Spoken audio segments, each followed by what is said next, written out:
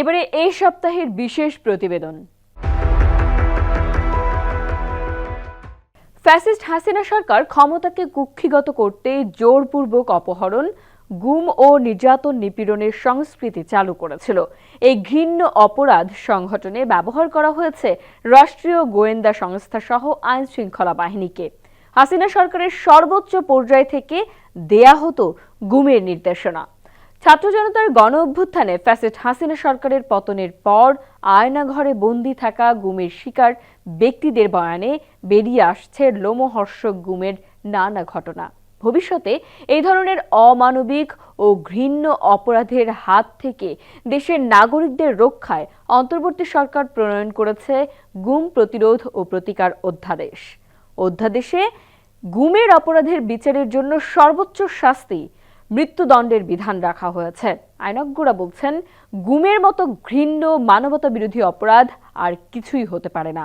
এ ধরনের অধ্যাদেশ করায় গুমের শিকার ব্যক্তি ও তার পরিবারের সদস্যদের ন্যায় বিচার পাওয়ার সুযোগ সৃষ্টি হয়েছে। গত দেড় দশকে বিচার বহির্ভূত হত্যাকাণ্ডের পাশাপাশি জোরপূর্বক গুম ও নির্যাতনের শিকার হন বিএনপি, জামায়াত ইসলামী ও এর বিভিন্ন অঙ্গ সংগঠনের নেতাকর্মীরা। বাদ যায়নি বিরোধী মতের বিভিন্ন শ্রেণী পেশার মানুষও। এখন অন্তর্বর্তী সরকার গুমের অপরাধের বিচারের জন্য প্রণয়ন করেছে গুম প্রতিরোধ ও প্রতিকার অধ্যাদেশ। অধ্যাদেশে গুমকে চলমান অপরাধ হিসেবে সংজ্ঞায়িত করে সর্বোচ্চ শাস্তি মৃত্যুদণ্ড সহ কঠোর শাস্তির বিধান রাখা হয়েছে। এতে শৃঙ্খলা বাহিনী, পুলিশ বাহিনী, বিজিবি, কোস্টগার্ড, আনসার ও গ্রাম প্রতিরক্ষা বাহিনী, ব্যাটালিয়ন আনসার, সরকারি গোয়েন্দা এবং তদন্তকারী সংস্থা, র্যাব বা এক বা একাধিক বাহিনীর সমন্বয়ে গঠিত বিশেষ বাহিনী ও যৌথ বাহিনীর সদস্যরা গুমের অপরাধ করলে এই অধ্যাদেশের অধীনে বিচারের আওতায় আসবে। এছাড়া গুমের ফলে গুম হওয়া ব্যক্তির মৃত্যু ঘটে বা গুম হওয়া ব্যক্তির লাশ পাওয়া যায় অথবা গুমের ঘটনার 5 বছর অতিক্রান্ত হওয়ার পরও তাকে জীবিত কিংবা মৃত অবস্থায় উদ্ধার করা সম্ভব না হয়, তাহলে উক্ত অপরাধে দায়ী ব্যক্তি সর্বোচ্চ মৃত্যুদণ্ড বা যাবজ্জীবন কারাদণ্ড বা অন্য কোনো মেয়াদের কারাদণ্ডে দণ্ডনীয় হবেন। এই দণ্ডের অতিরিক্ত অনধিক 1 কোটি টাকা অর্থদণ্ডের কথাও উল্লেখ করা হয়েছে। যদি কোনো ব্যক্তি সজ্ঞানে গুমের সাক্ষ্য প্রমাণ বিনষ্ট, গোপন, বিকৃত বা পরিবর্তন বা গোপন আটক কেন্দ্র নির্মাণ, স্থাপন বা ব্যবহার করলে 7 বছর কারাদণ্ডের পাশাপাশি 20 লাখ টাকা অর্থদণ্ডে দণ্ডিত হবেন। অধ্যাদেশে জাতীয় মানবাধিকার কমিশনকে গুম সংক্রান্ত তথ্য বা অভিযোগ গ্রহণ, অনুসন্ধান ও তদন্ত পরিচালনা ও ক্ষেত্রমত অনুসন্ধান ও তদন্ত তত্ত্বাবধানের ক্ষমতা দেওয়া হয়েছে। গুমের শিকার ব্যক্তি বা প্রত্যক্ষদর্শী সাক্ষী যিনি গুমের ঘটনা সম্পর্কে জানেন, তিনি গুম কমিশনকে সরাসরি, অনলাইনে বা ডাকযোগে কিংবা থানায় বা প্রথম শ্রেণীর ম্যাজিস্ট্রেটের নিকট হাজির হয়ে অভিযোগ দাখিল করতে পারবেন।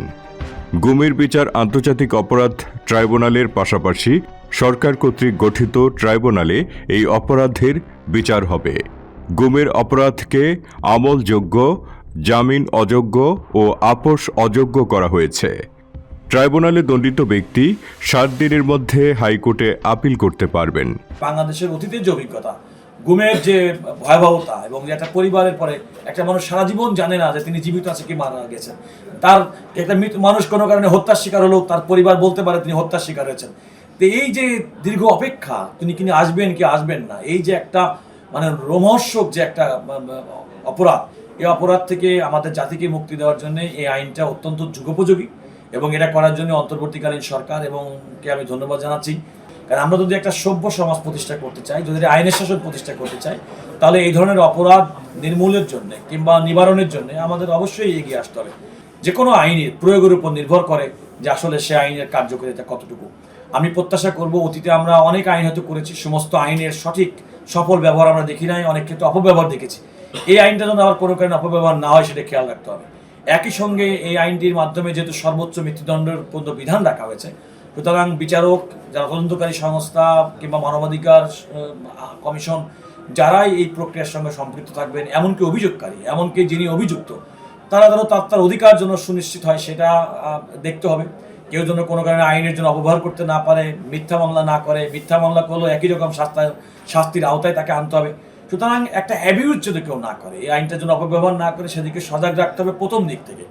সরকারি আইন শৃঙ্খলা বাহিনীর কোনো সদস্য গুমের ঘটনায় জড়িত হলে এই আইনের অধীনে বিচার হবে। এতে বন্ধ হবে আয়না ঘরের মতো গোপন কুঠুরি বানানো, যেখানে বছরের পর বছর বেআইনিভাবে আটকে রাখা হতো নিরীহ মানুষদেরকে। এটি একটি যুগান্তকারী সিদ্ধান্ত, যুগান্তকারী আইন, এবং এটা এই গুম প্রতিরোধ এবং প্রতিকার আইনের ভিতরে সবচেয়ে গুরুত্বপূর্ণ অংশ হলো এইটুকু। আর সেই সাথে গুমের জন্য যে শাস্তির বিধান করা হয়েছে, আমি মনে করি এটা যথার্থ। এবং এতদিনে বিশেষ করে গুমের উপরে কোনো আইন ছিল না।